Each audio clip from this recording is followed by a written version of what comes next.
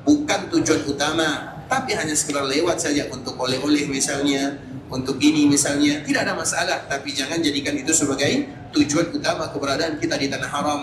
Masjid Nabawi hanya satu di dunia, tapi sajadah kurma belanja di mana-mana ada dan bisa kita lakukan.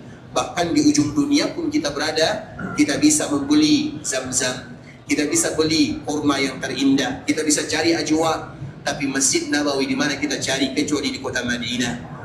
Ka'bah al-Musharrafah di mana kita akan kembali melihatnya kecuali di tanah haram, Masjidil Haram yang ada di Mekah al-Mukarramah. Maka itu yang harus kita ingat. Dan di antara salah satu kaidah yang harus kita ingat di ikhwatul Islam, dahulukan ibadah yang waktunya sempit dibandingkan dengan sesuatu yang waktunya lapang. Itu selalu kaidah yang kita bacakan kepada kita bersama. Ini hanya sekedar mengingatkan saja ikhwatul Islam. Dahulukan sesuatu ibadah yang waktunya sempit. Kita bagi contoh misalnya, seseorang misalnya ketika dia datang ke Masjid Nabawi, tiba-tiba pas masuk ke dalam Masjid Nabawi, tentu Masjid Nabawi atau Masjidil Haram, awal kedatangan dan kita masuk ke dalamnya adalah untuk melaksanakan sholat tahiyat.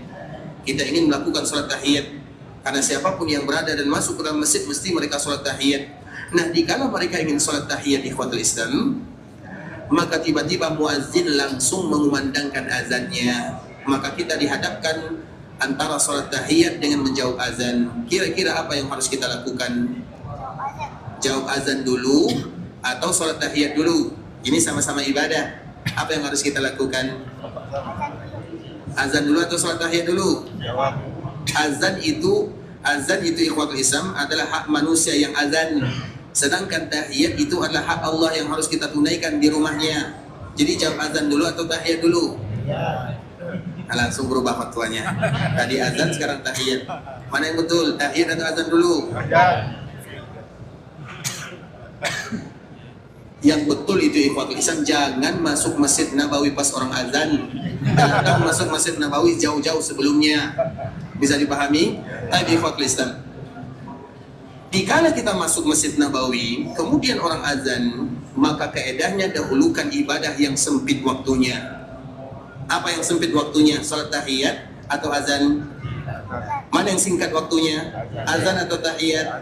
Azan itu 3 menit, 4 menit selesai. Tak mungkin diulang azan 2 kali. Sedangkan tahiyat masih panjang waktunya, 10 menit, 5 menit. Bisa dipahami?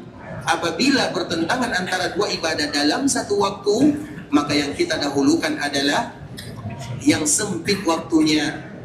Sekarang kita lihat ikhwatul Islam,